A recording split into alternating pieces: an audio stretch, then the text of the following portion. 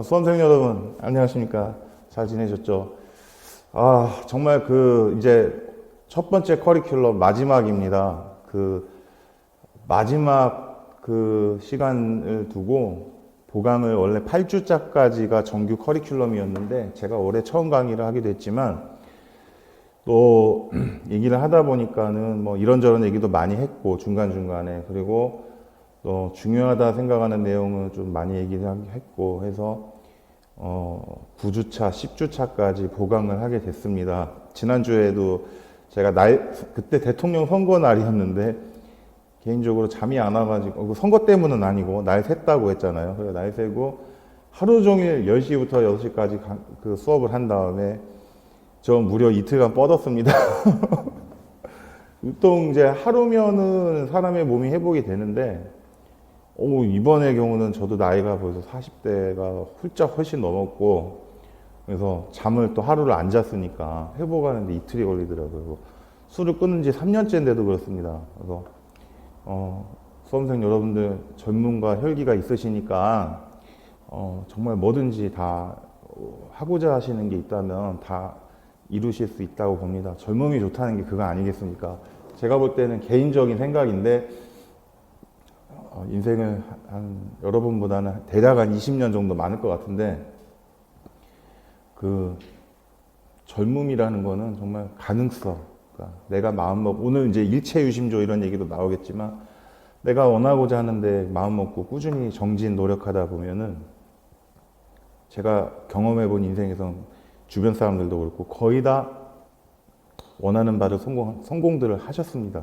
말도 안 되는 목표를 품거나 또 목표가 있다 하더라도 그것에 맞게 방향을 잘못 잡고 가는 경우를 제외하고는 상당히 저는 성공하신 분들을 제 나름 대부분 다 봤어요. 그리고 오늘 마지막이라 조금 여유 있게 하려고 그러는데 오늘 일찍 와가지고 우리 또 한 분이 지금 코로나 때문에 오늘 못 오셨는데 제 생각 같아서는 모두가 다 이제 강의실에서 뵙고 싶지만 전국에 지금 수업을 같이 해주시는 분들이 꽤 많으세요. 예, 근데 제가 참 놀랍기도 했고 감사함을 느끼는 것은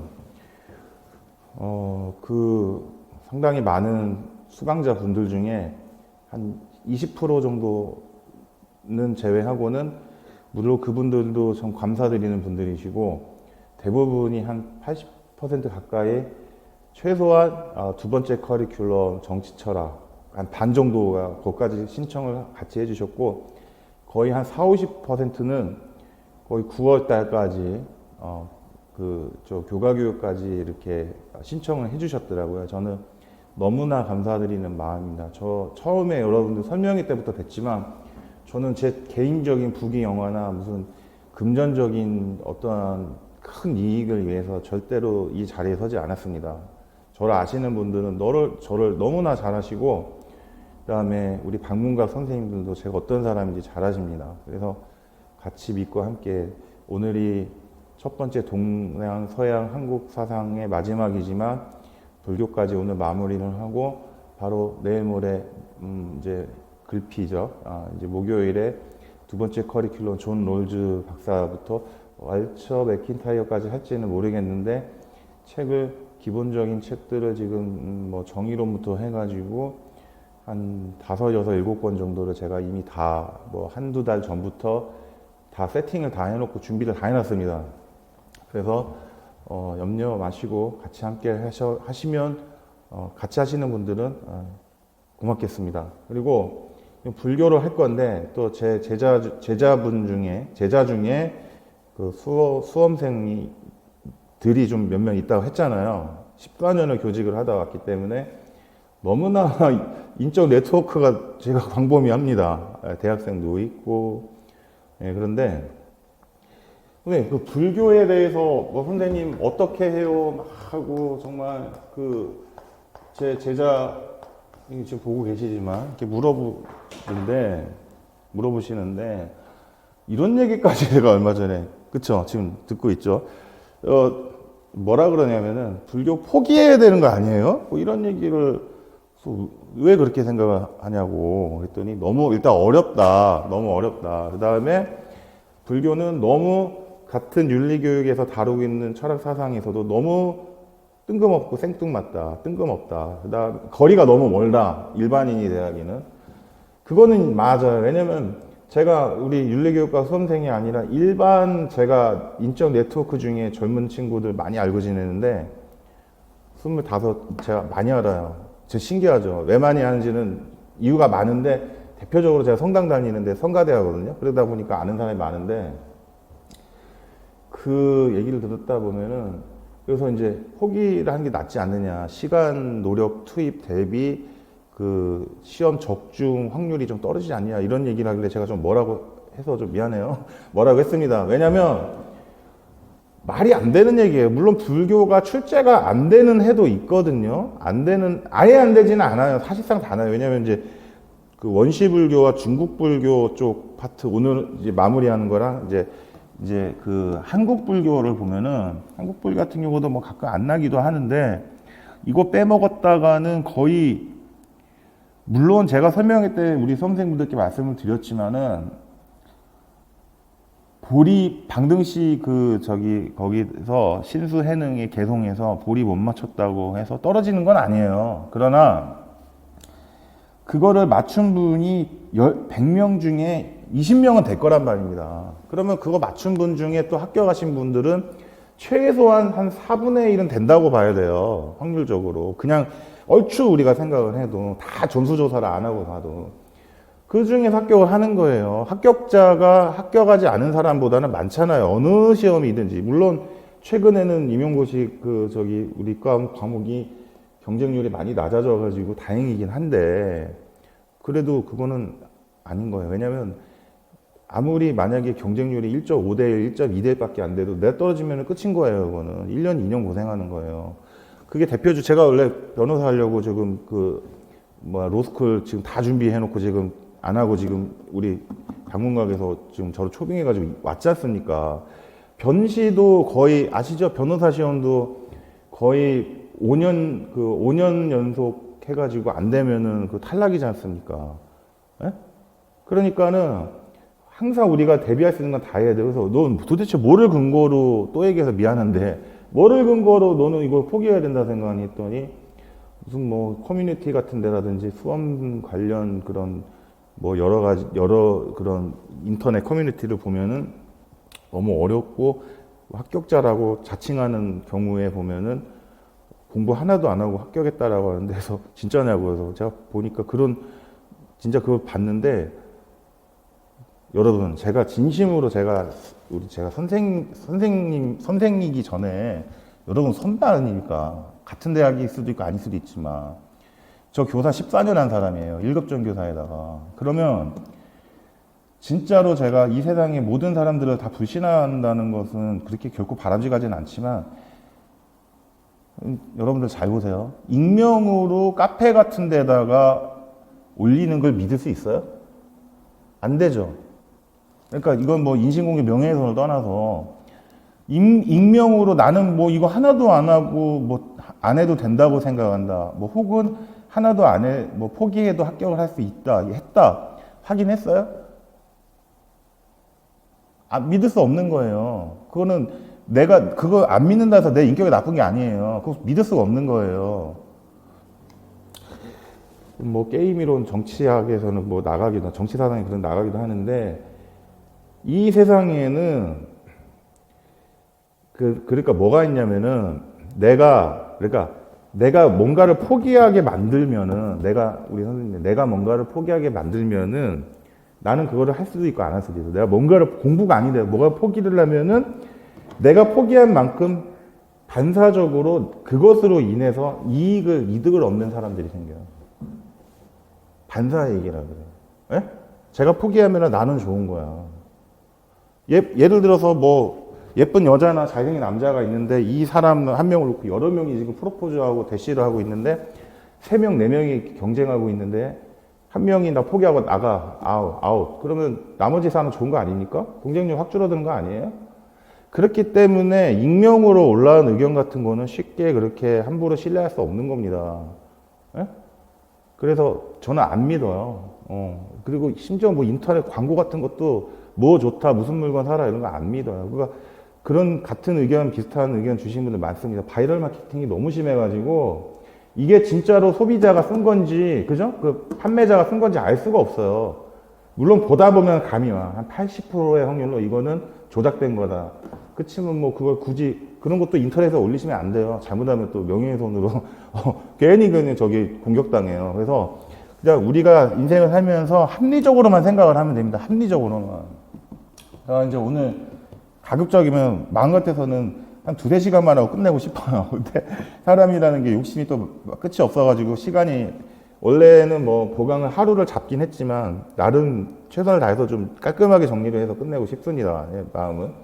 그리고 뭐 항상 제가 여러분께 책을 이렇게 소개시켜드려서 제가 그냥 제 머릿속에서 제 생각내는 대로 꺼내는 게 아니었다는 건 항상 우리 10주 동안 2달 반 동안 여러분께 항상 보여드려 왔고, 그리고 이제 불교를 하면서 오늘은 여유만 있으면은 그동안 좀 얘기 드리지 못했던 뭐 학교 현장 얘기나 실제로 교사가 되기 위해서 노력들을 많이 하시는데 실제로 되고 났을 때 어떤 세계가 펼쳐지는지 이런 거, 물론 제가 뭐 한 달에 한 뭐 2분, 3분 정도 이게 그 상담을 해요.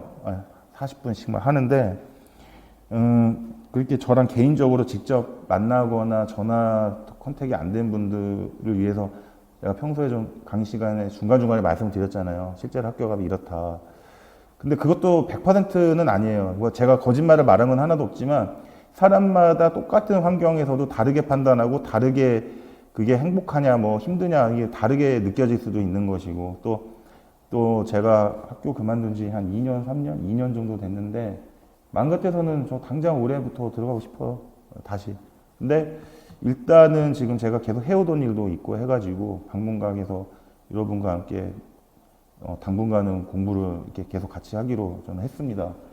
그 불교를 갈 건데 불교 얘기하면 끝도 없어요. 끝도 없고 정말 해도 이해가 다 되지 않는 게 불교입니다. 그게 다 왜냐하면 답은 간단해요, 여러분. 불교를 다 이해를 할 줄 알면, 물론 불교 자체가 이해한다고 불교에서 말하는 해탈하는 건 아니지만 이걸 다 이해하면은 부처님 되는 거지 않습니까? 그렇기 때문에 이걸 다 이해하기 쉽지 않아요. 제가 예전에 한 10년 전, 12년 전에 도올 김용옥 선생, 지금 연세 많이 드셨지만 그분의 노자 도덕경 강의도 거의가 아니라 다 받고 2번, 3번씩 100강 가까이 됐던 거 제가 다 받고, 그 다음에 이어져서 하셨던 그 불교 김용옥 선생님 불교 강의도 다 봤었는데 요번에 또 봤습니다. 한 강당 중요한 부분은 2챕터 강의 한 40~50분짜리 2번씩 다 봤는데 김용옥 선생님도 그러세요.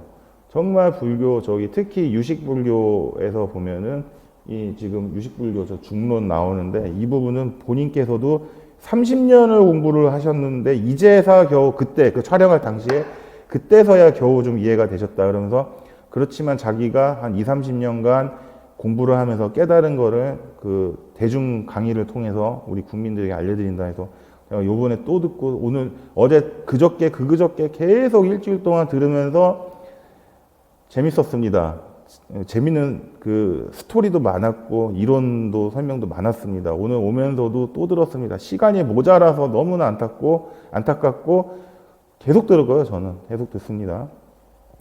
그리고 내 종교가 아니라고 해서 절대 다른 종교를 그 폄하하거나 무시할 필요가 없는 거예요. 저 가톨릭 신자지만은 얘기 드렸다시피 이슬람교도 구약 시대까지 가면 그건 구약까지는 그리스도교랑 이슬람교랑 같은 역사를 공유한 거는 뭐 상식적인 거니까, 단지 예수님이 신의 아들이냐 아니냐 이런 걸 가지고 이제 이론적으로 그 교리적으로 이제 달라지는 거고, 지금 뭐 불교도 그런 얘기 많이 나올 건데 그 내가 불교를 믿지 않는다고 해서 뭐 잘못되는 것도 아니고 불교를 믿는다고 해서 무조건 불자의 삶을 사는 것이 꼭 전부 진리를 따라가는 삶은 또 아닐 수도 있다. 이런 거 공부할수록 참 재밌습니다.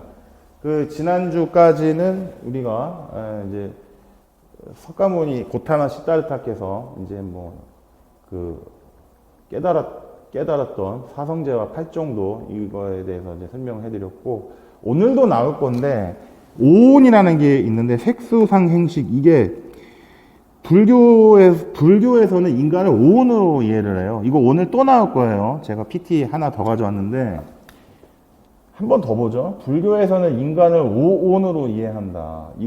이것은 인간을 물질과 정신으로 보는 것이다.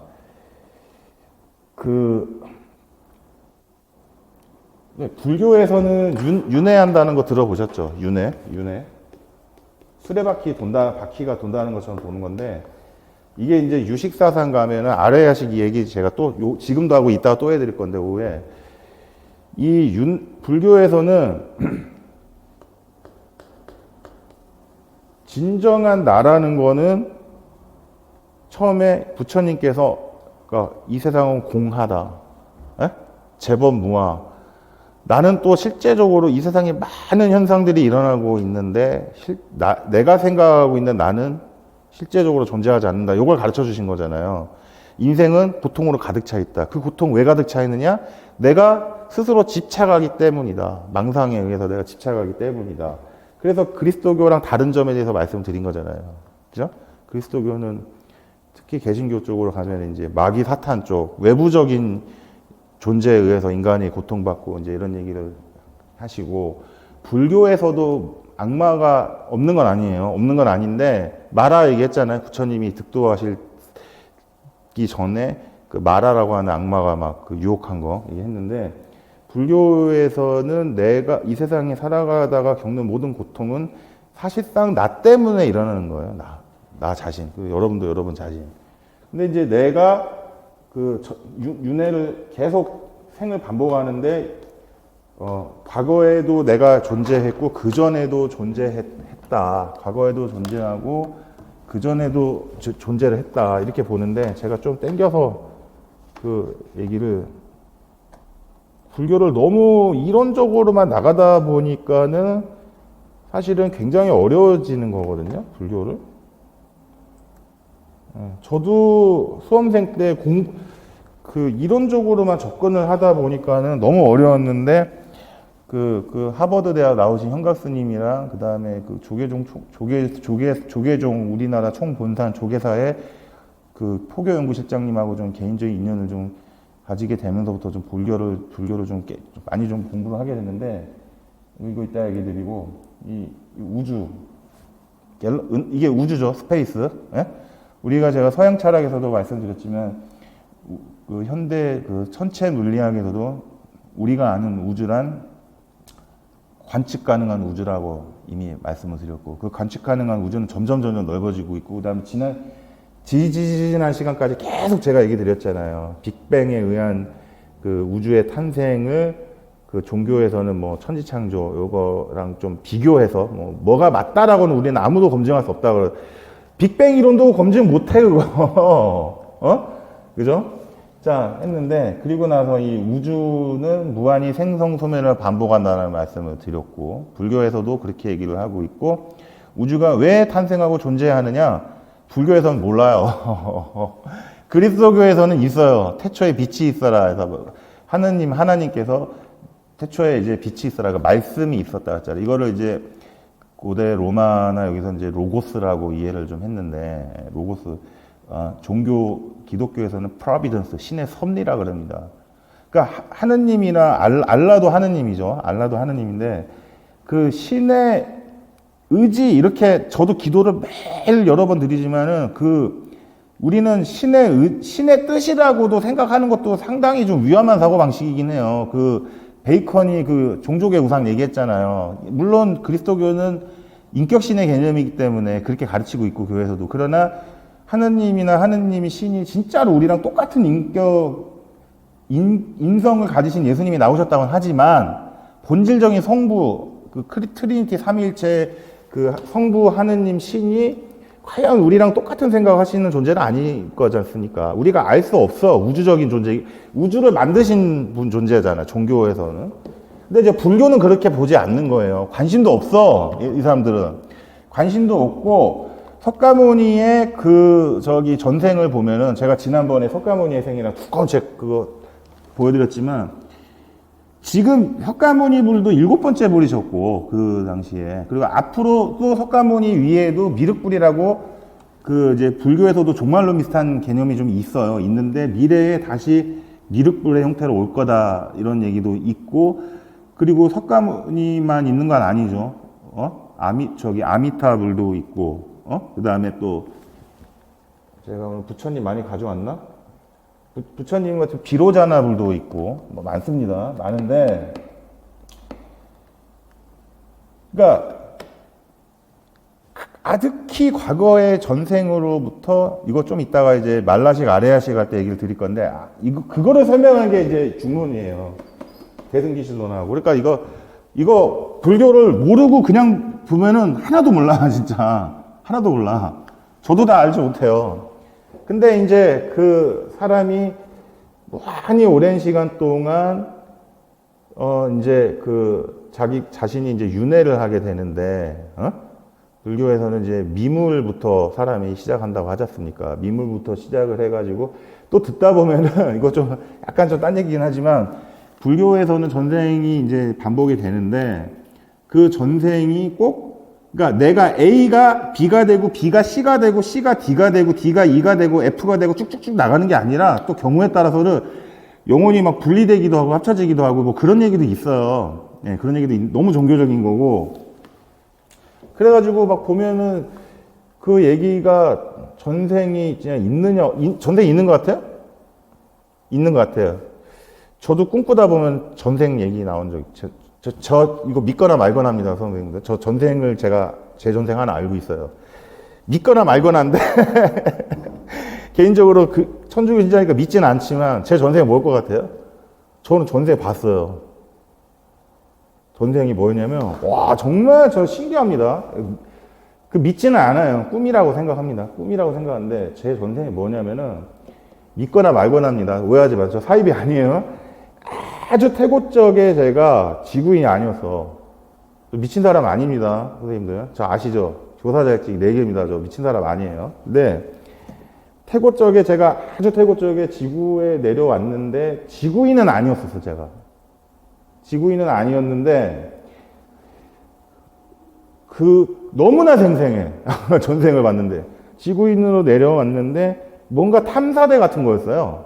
탐사대 같은 존재.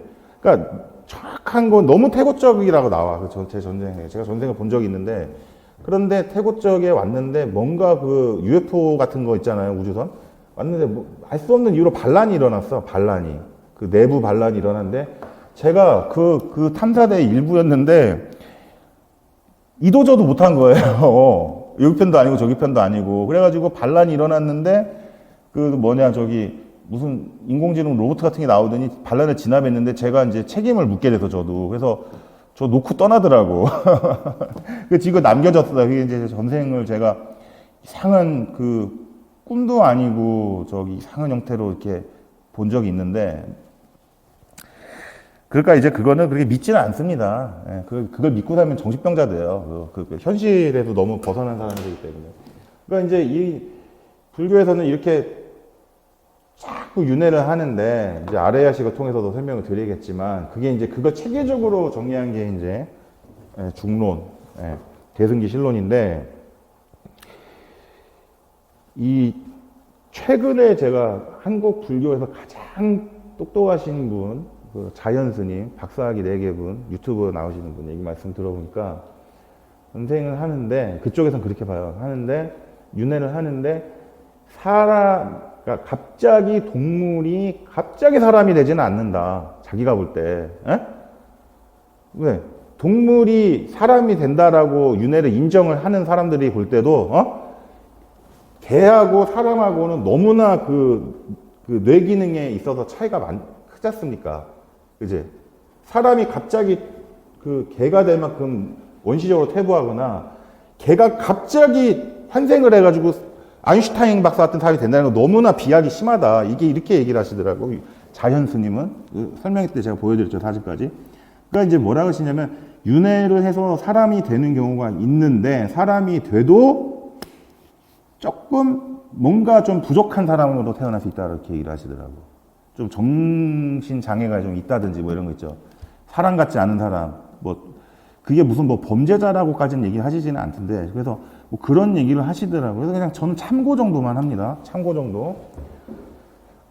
재밌는 얘기 하나 해드릴게요. 재밌는 얘기. 오늘 마지막이니까. 9주 동안 정말 우리 그냥 너무 힘들게 완전히 그냥 이론 위주로 공부를 하다 보니까 부처님 제자 중에 사리불도 있고 구마라서만 아니에요. 목건년이 있고 뭐 아난도 있고 제자들이 많은데 대목건년이라는 제자가 있어요. 대목건년. 이 신통력 있는 분인데 이 목건년이 젊었을 때 이제 아버지가 부자셨어요. 부자셨는데 윤회에 대한 개념을 이제 유식불교 갑자기 들어가면은 이게 너무 머리에 터져가지고 제가 지금 사전 작업을 좀 하는 겁니다. 괜히 오해하지 마시고. 목건년이 이제 부잣집 아들인데 아버지가 돌아가실 때 재산을 많이 남겨주세요. 아시는, 지금 어머니 따라서 절 다니시는 분들 많이 하실 거예요. 제 얘기. 끄덕끄덕 하실 거예요. 제가 많이 남겨주셨는데,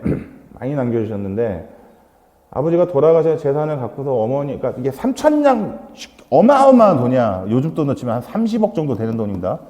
그래서 3천냥이라고 쳤을 때, 1,000냥은 이제 어머니가 쓰시고, 1,000냥은 내가 가서 옆나라 가서 장사를 해가지고 돈을 벌어올 테니까 좀 기다리고 계시고, 나머지 1,000냥은 이제 그 부처님께 이제 그 스님들 오시고 하면은 이제 좀 공양도 좀 해드리고, 좀 불교식으로 좀 제사도 좀 지내고, 제사가 아니지 이제 불교에 좀 예를 좀 따르고 이렇게 좀 하시라고 했는데, 목건년 어머니가 상당히 좀 문제가 많으셨대요. 그래가지고 목건년이 외국에 가 있는 동안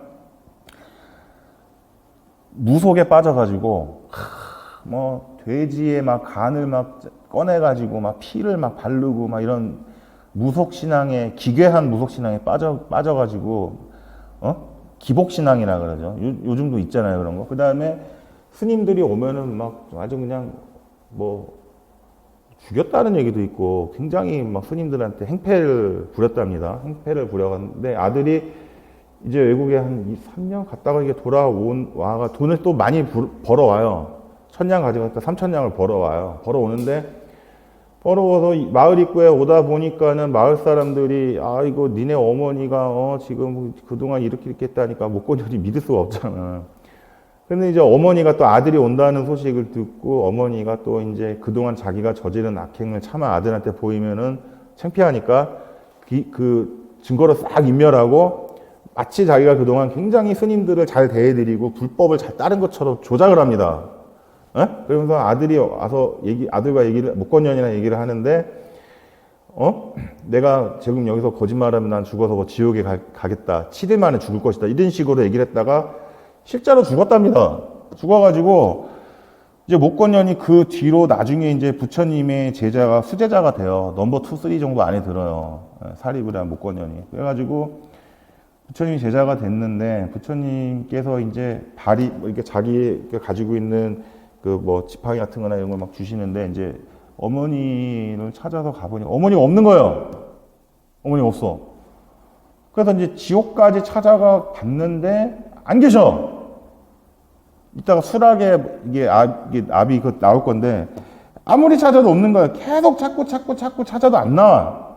그래서 부처님한테 찾아가가지고 어머니를 좀 구해야 되겠다. 지옥에 가신 것 같다 해가지고 부처님이 뭐 이제 많이 여러 번 도와줬어요. 3번, 4번 이상 도와줍니다. 이렇게 가가지고 아주 지옥에서도 그냥 막 아비지옥이라 그래. 그냥 사람이 거꾸로 매달려 있는 지옥에 가가지고, 거기에 어머니가 있는데, 그 아비지옥에 또 한 번에 못 들어가요. 여러 번 시도를 트라이한 에러 막 시행착오를 겪는데, 부처님께서 이제 나중에는 도와주겠다 해가지고 막 여기서 막 레이저총 같은 거 막 쏘셔가지고 광선을 그냥 그 아비지옥의 문을 싹 무너뜨리시고 이렇게 했는데, 그리고 나서 어머니를 찾아갔는데 어머니가 또 사라져. 계속 도망가 어머니가.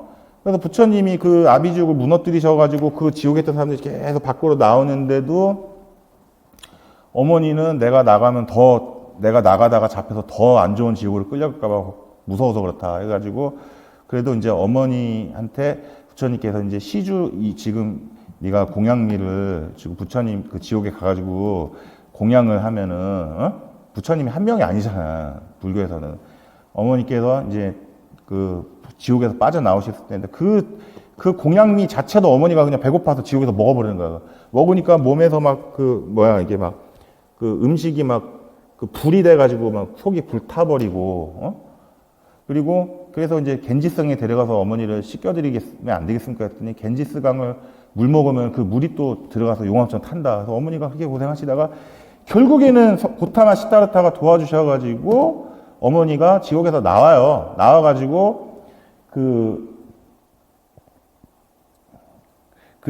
무슨 나라야?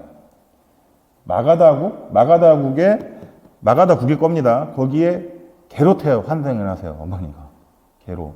그래서 그것까지도 스토리가 이어져요. 불교의 그런 여러 가지 경전의 내용들을 보면은.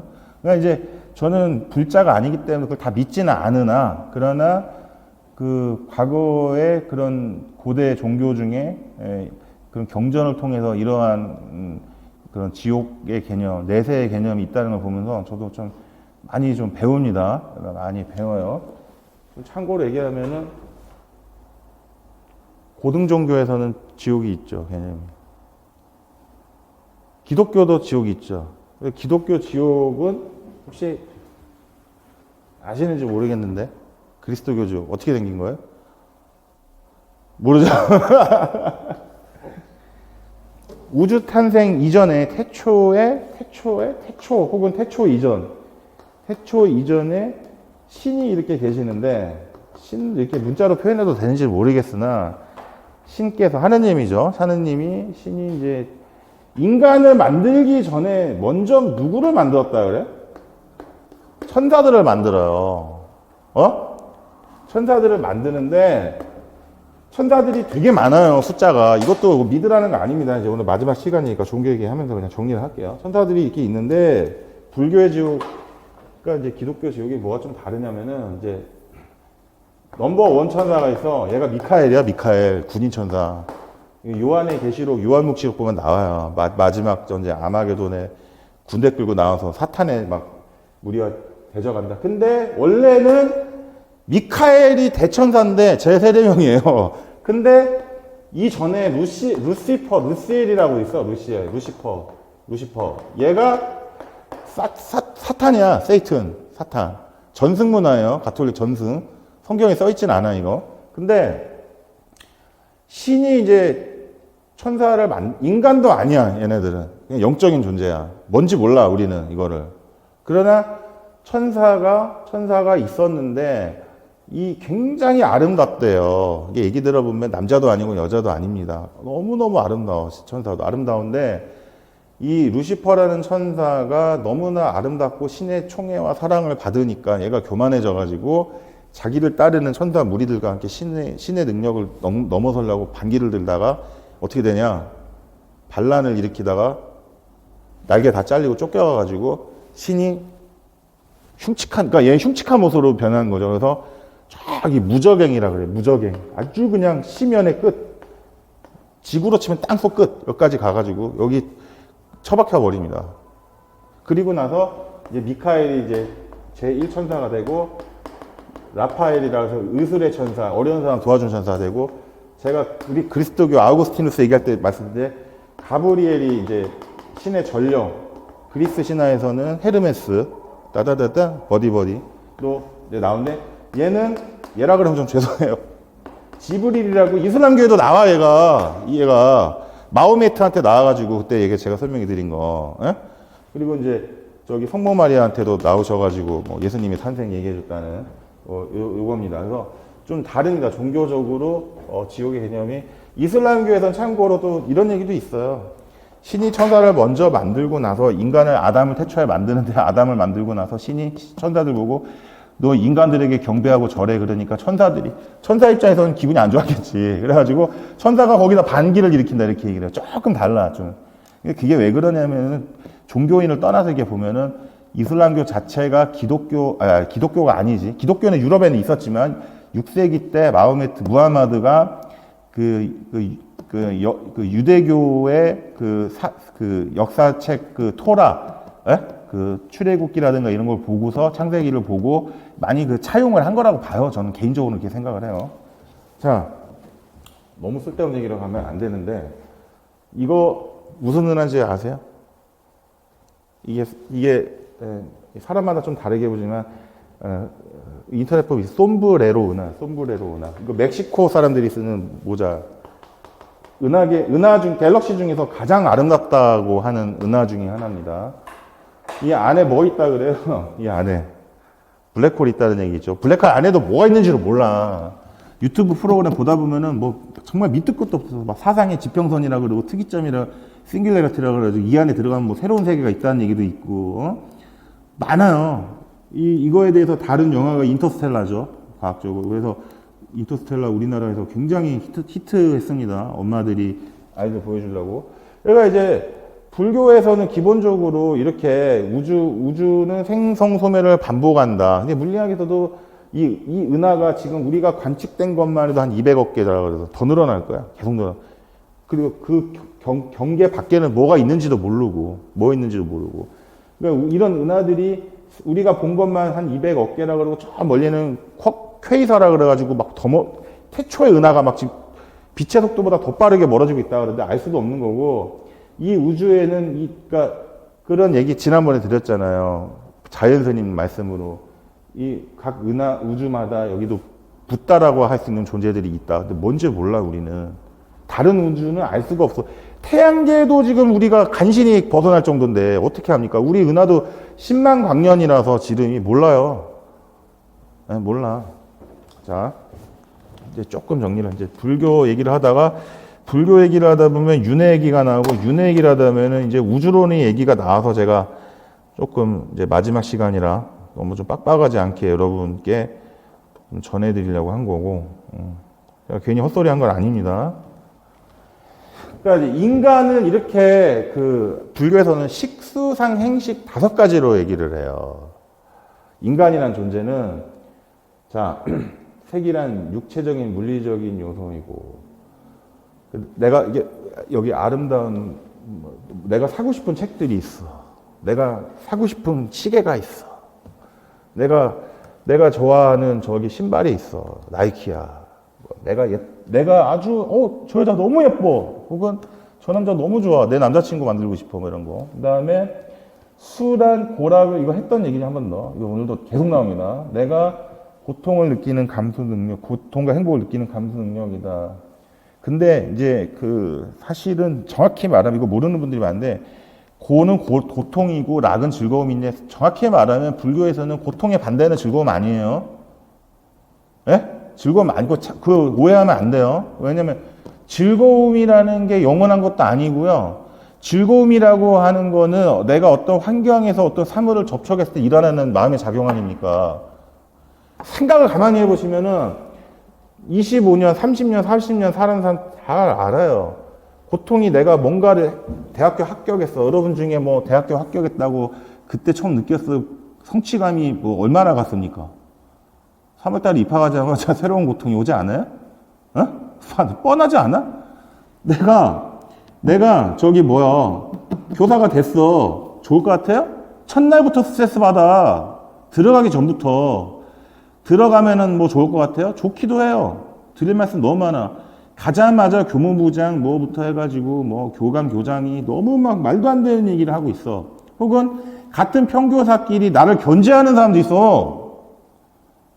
나 잘난 꼴을 못 보는 거예요. 그리고 자기 편하려고 남한테 막 짐을 던지는 사람도 있고. 그것뿐만이에요? 교육청에서 얼마나 괴롭힌지 알아요? 한번 가보시면 압니다. 내가 수업만 하면 잘할 것 같아. 처음만 하면 수업은 3분의 1밖에 안 되고 3분의 1은 담임 업무, 3분의 1은 행정 업무인데, 때로는 행정 업무가 거의 30%가 아니라 70% 주가 돼. 가보시면 벗어날 수도 없어요. 로또 복권 되면 행복합니까? 선생님, 로또 복권 되면 행복해? 11억 정도 나오잖아요. 10억, 8, 9억. 80% 이상이 2, 3년 안에 다 까먹죠. 로또 복권 되는 순간 이혼하고 스토리 얘기 안 해도 되죠. 사랑하던 동거 커플인데 서로 배신하고, 그지? 부모 자식 간에 배신하고. 내가 로또 됐다는 걸 우리 삼촌이나 외숙모가 알아. 그 순간에 집안 풍지박산 나를 확률로 커지는 거예요. 지금까지 10년 동안 나랑 잘 지냈어. 우리 저기 동서 형이랑 형님이랑 올케 언니랑. 근데 로또 복권 되자마자 멀어져요. 이 사람 입장에서 나한테 1억이라도 좀 주지 이런 생각한다고. 당연한 거라고. 안 주면 어떻게 돼? 그냥 사이 멀어지는 거예요. 어? 자, 그 다음에 상이란 마음에 떠오르는 개념이고, 당연히 예쁜 여자 보면은 눈 속에 떠오르고 잘생긴 남자 보면 계속 떠올라. 어? 행위란 내가 그것을 내가 가지고 내가 성취하기 위해서 내가 뭔가를 하려고 하는 의지작용이 일어나. 식이란 감수 능력과 개념 형성을 통해 내린 종합적 판단을 얘기해. 이거는 깊이 있고 쟁취하고야 말겠어. 자, 이건 뭐 했던 얘기고, 그래서 이제 고성제, 집성제, 멸성제, 도성제가 있고, 중도로서의 도성제까지 제가 설명을 했고, 팔고도 제가 얘기를 했던 것 같습니다. 네, 팔고 좀 시험에 날 것 같은 생각이 좀 나요. 지난 시간에 제가 했고, 오늘도 수업 준비를 하면서 느꼈던 게 오온 얘기가 계속 나온단 말이에요. 오온 얘기. 그래서 오온도 여러분 오늘 이따가 오후 수업까지 들으시고 오온 올해도 날지 않을까 하고 좀 대비를 좀 잘하셨으면 합니다. 열반과 삼도 여기도 했었어요. 지난번에 삼법인설도 했었고, 여기까지 하나 더 하면 사법인설이라고도 한다라는 말씀도 이미 뭐 드렸었고, 불교의 삼보로 참고하시라 그랬고, 부파불교와 대승불교인데 요 얘기까지만 좀 하고 좀 오전 수업을 마치겠습니다. 그 부파불교가 뭐냐면은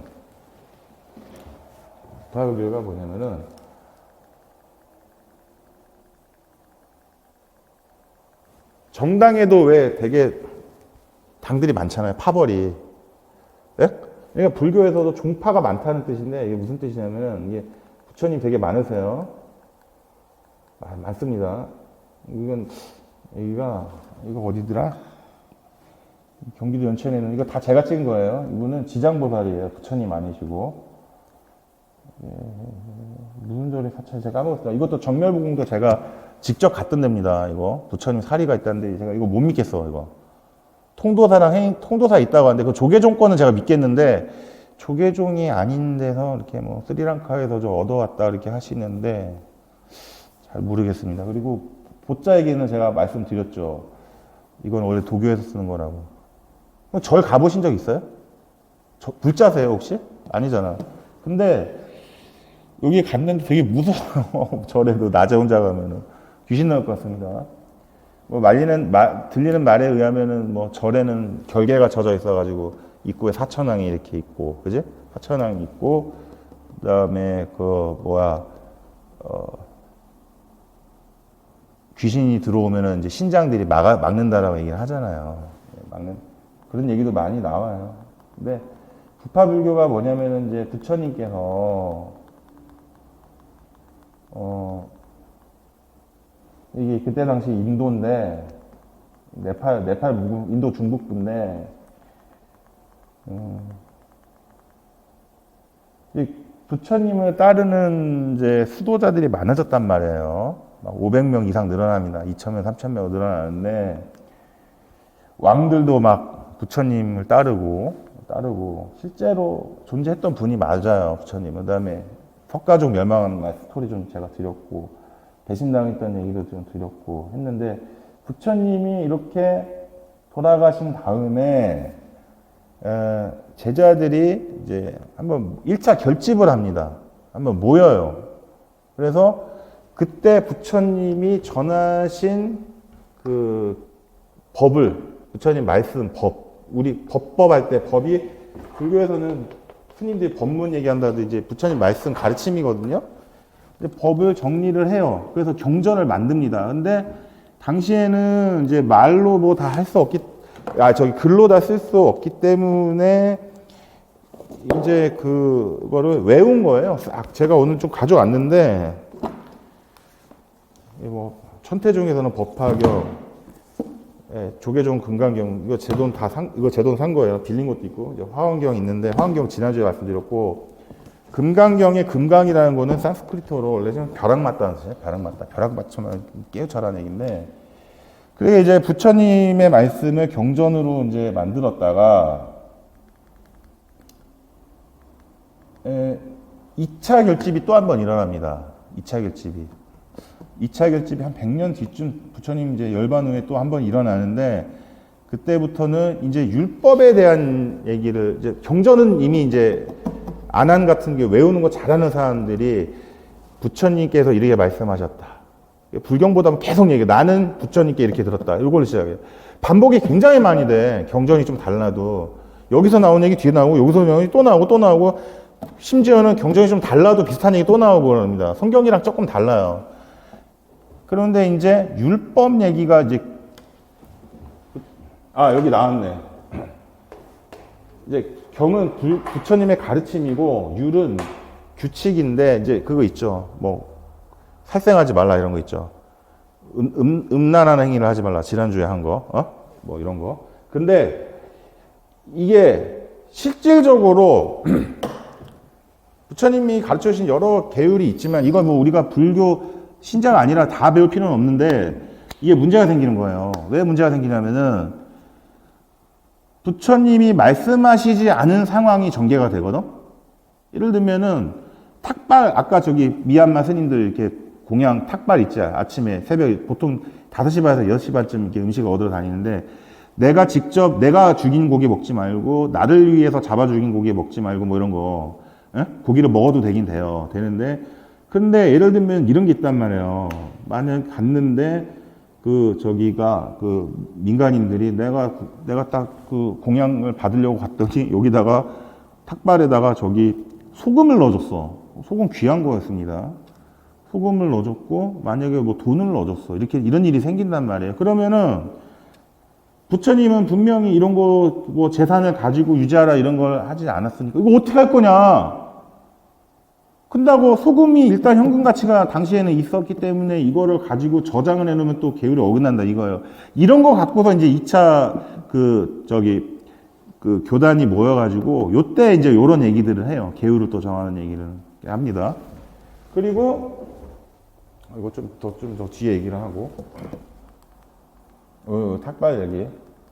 불교가 너무나 내용이 방대하고 할 말이 많기 때문에 이거를 좀 너무나 그 한 번에 정리하기는 어려우나 이런 얘기를 전혀 한 번도 들어보지 않고 이론적으로만 팔 정도는 뭐대 했다가 나중에 이해가 하나도 안 되는 거예요. 뭔 얘기야 그거? 그래서 이제 인간의 불교의 8가지 고통 얘기 제가 이거 지난번에 에벨리고 뭐 했었죠. 사람이랑 사랑하는 사람과 헤어졌을 때 겪는 고통 뭐 이런 거 그거 했었고 이제 그래가지고 부처님이 이제 열반하시고 나서 시간이 흐른 다음에 뭐 그분이 가르치는 법에 대한 것과 율에 대한 이해 해석이 좀 달라지기 시작했다. 이런 변화는 전통적인 계율을 지키는 보수적인 성의 상주하부는 위에 앉아있다는 뜻이거든요. 그러니까 교회 같은 데 가면은 성직자들, 로마 카톨릭? 제가 믿는 거 보면 주교나 이런 분들 위에 앉아있잖아요. 되게 하고 있고 되게 보수적이잖아. 그지? 종교 지도자들 중에도 높은 사람. 그지? 개신교도 보면은 개신교도 목사님들이 막 개혁하자 그러잖아요. 개신교 잘못된 점 고치자고. 그럼 되게 유명한 교회 분들이 그러시나? 되게 보면은 젊고 중소교회 분들이 많이 그러죠. 개혁하자, 바꾸자. 그래서 이제 상좌부와 진보적 성의 대중부. 그러니까 이 스님들 중에서도 좀 낮은 포지션에 있던 분들, 현장에서 매일 대중들하고 마주치는 분들 있죠. 이 스님들의 생각과 그 높은 데 있는 분들의 생각이 다른 거예요. 위에 있는 분들은 엄격하게 계율을 지키자는 거지. 쉽게 말하면은. 초기 불교는 이제 정확히 따지면은 부처님이 살아계실 때, 붓다가 살아계실 때는 이걸 이제 근본 불교라 그래요. 근본 불교. 그 다음에 부처님이 돌아가시고 나서 지금 이렇게 제자들이 모여가지고 이런 교리를 만들어가던 때를 이제 원시불교라 그러는데 원시불교는 이거 잘못하면 안 된다 그랬죠. 원시적이다 할 때 그런 의미로만 생각하면 안 된다고. 초기 불교야, 초기 불교. 초창기 불교.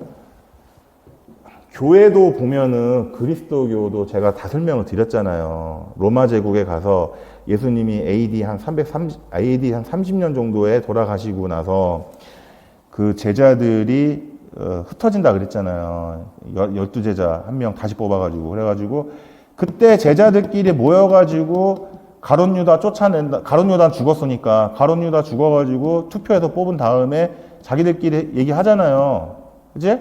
그리고 나서 흩어지잖아요. 로마로도 흩어지고 나머지 애들 뭐 인도도 가고 뭐 아프리카 갔다가 다 순교한다고 얘기 드렸잖아요. 근데 이제 불교에서도 이제 이런 일들이 일어나는데 20개 정도의 뭐 18개라고도 하고 부파불교 이제 작은 짜잘짜잘한 이제 생각과 뜻을 같이 하는 사람들끼리 이제 모여가지고 부파불교를 한다. 이게 소승불교거든요. 근데 이제 소승불교가 이제 인도에서 시작을 해가지고 한 1000년 가요. 지금도 있어요. 미얀마나 라오스, 태국 이런 분들. 그쪽 분들은 이제 옷이 원래 이렇게 어깨 같은 거 좀 많이 드러내지 더우니까. 이제 이분들은 뭐 소승불교는 무조건 이렇다 이렇게 볼 수는 없는데 기본적으로 보면은 이제 이 미얀마, 라오스, 태국 이런 데 보면은 스리랑카 보면 한 일생에 한 번씩은 뭐 저기 뭐 스님이 되기도 한다는데 그건 이제 현대 시대에는 좀 맞지 않는 뭐 태국 같은데 그러겠어요? 근데 이제 그렇다고 하는데 대중들을 광범위하게 대중들에게 불교를 가르치고 광범위하게 우리 다 함께 성불하자, 다 같이 부처님 되자라는 생각보다는 개인이 수도하고 도를 닦아가지고 개인이 부처가 되자라는 생각이 매우 강합니다. 상당히 그런 의식이 강해요. 그래서 얘기 지난주에 드렸잖아요. 미얀마는 그 부처님, 그 불교 믿는 사람들 얘기를 들어보면은 조계종에 제가 스님한테 얘기 들었다. 그 포교연구실장님하고 제가 잘하고 지냈다 했잖아요. 미얀마에서는 그분들 얘기 들어보면 실제로 성불을 한대요. 성불을 한대.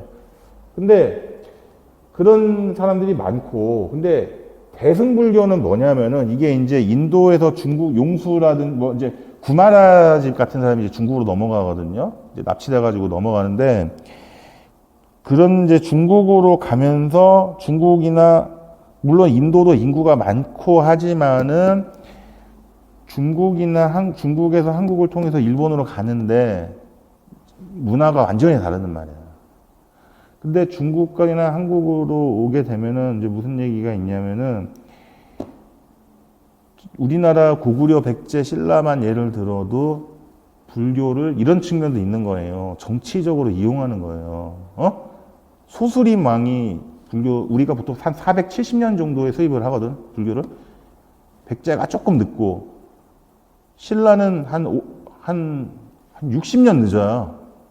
왜 늦는지 지난주에 얘기했죠. 산이 많고, 뭐 여러 가지 보수적이고, 이게 했는데, 왜냐면은 지배층이 그 당시에 수나라, 당나라, 중국을 이렇게 보면은 뭐가 있냐면은, 당나라가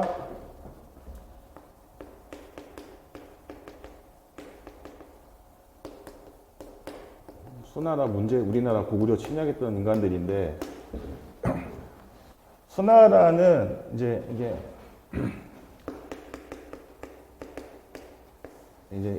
요 얘기 정도 하고 쉬어야겠네요. AD 한 500년 정도라고 이렇게 좀 보면은, 당나라 이전이 수나라지 않습니까? 당나라 이전 수나라인데, 수나라가 이제 이런 게 있어요. 요때만 해도 물론 중국의 불교가 이미 다 들어와 있어요. AD 한 200년이면 들어와 있어. 중국 한나라 정도 되면은 들어와 있는데 얘네들은 도교를 믿었단 말이야. 도교는 도사들이 많아. 도사들이. 에? 알죠? 뭐 환단을 먹으면은 막 죽었다 살아나고 뭐 불로장생하고 뭐 이런 미신적인 게 강하단 말입니다. 예. 근데 이제 당나라가 건국이 되면서 이제 당태종이 이제 이때 살았던 분이 요 분이야, 요 분. 삼장법사. 요 얘기 안 끝낼게요.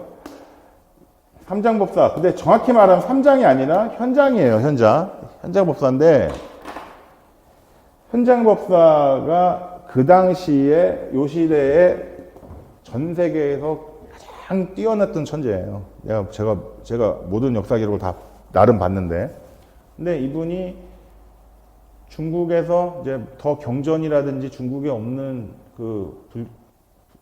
대승불교 나가려고 하면서 얘기한 건데, 경전을 구해오려고 하는데 당태종이 안 보내. 이렇게 똑똑한 사람이 외국에 나가면 안 된다고. 왜냐하면은 이제 도교는 무너졌고 수나라 망했잖아. 이상한 짓 해가지고 그제 고구려 쳐들어오고 막 사람들 막 노예처럼 막 끌어 쓰다가 그냥 운합하고 가다가 망했는데, 그러니까 이제 도교는 안 될 것 같아. 그러니까 당나라 입장에서는 그 불교를 이제 국교처럼 끌어들이는 거예요. 대통령이 옛날에 우리나라도 쿠데타 일으킨 대통령 보면 전두환 대통령이나 정통성 확보가 안 되니까 아침에 뭐해 조찬 기도회라도 목사님 불러가지고 기도하잖아요. 전두환 대통령 불자인데도 개인적으로 비난하고 그런 게 아니라 국민들을 한 마음으로 끌어모아야 된단 말이야. 주민들이 믿고 있는 종교를 왕이나 지도자도 같이 믿고 있다는 걸 보여주는 거예요. 그러면 마음이 글로 쏠린단 말이야. 그런데 이제 현장법사가 안 보내주니까 몰래 튑니다. 여기서 나온 게 그 유명한 손오공 나오는 거. 서유기. 실제로는 없는 얘기고. 손오공이 어디서 사후정이. 그래서 이제 현장법사가 가가지고 그 당시 인도에 마라난타 대학이라고 대학교가 있었어요. 그 넓은 인도에 엄청나게 많은 그 수도자들, 스님들이죠. 불교대학, 동국대학교 같은, 중앙승과대학. 거기 있는 스님들보다도 더 똑똑하고 그 인도어, 팔리어도 있고, 힌두어도 있고, 벵고로도 있는데 외국인이 가서 인도말을 배워가지고 수석 합격을 하는 거예요. 1등을 해. 그래서 나중에 돌아오죠. 중국으로 돌아와서 이런 경전들을 싹 낙타에다 실어가지고 싹 가지고 와가지고 한문으로 번역해가지고 이게 이제 경전들이 된 거예요. 우리가 알고 있는 경전들. 그게 이제 고구려까지 넘어가는 거예요. 고구려까지 넘어오고 백제로도 가고 신라까지 갔다가 백제에서 신라로 또 전해주고 이렇게 가는 겁니다. 그래서 마지막. 근데 이제 자꾸 소승불교가 개인의 해탈만을 하려고 그러고 이상하게 조용히 혼자 각계 전투를 하니까 독고다이라 그러나요?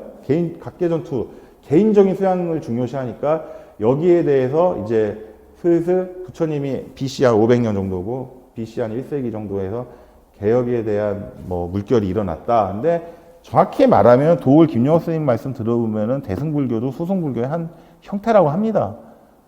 대승이란 말이 큰 수레라는 뜻이거든요. 큰 수레 우리 다 같이 타고 가자. 그래가지고 일반 대중을 함께 구제한다. 요거는 파란색으로 한 거, 이거 너무나 뻔하다고 하는데 만약에 여기서 말하는 불교의 그 한 형태, 종파의 특징을 만약에 써라 그러면은 갑자기 생각 안 난다니까? 이거 선생님, 이거 설마 이런 거 나요? 제가 교육과정 보여드렸잖아요. 초기 불교에 대한 이해 있잖아요. 교육과정에. 초기 불교 어땠냐고. 그렇기 때문에 이거 무시할 수 없다는 거예요. 모든 중생은 똑같이 깨달음을 얻을 수 있다.